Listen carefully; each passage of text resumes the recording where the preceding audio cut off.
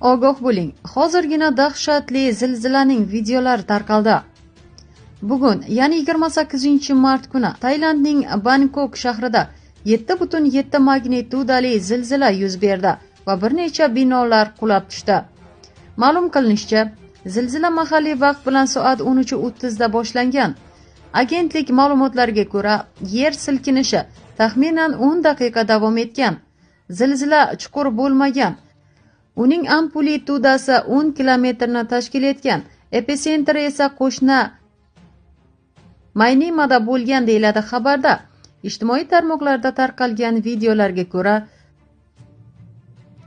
zilzila oqibatida Bangkokdagi qurilishi tugallanmagan ko'p qavatli bino qulab tushgan.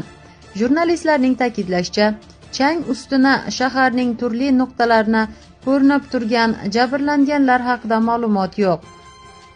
Ko'p qavatli uylarda yashovchilarning evakuatsiya qilish e'lon qilingan.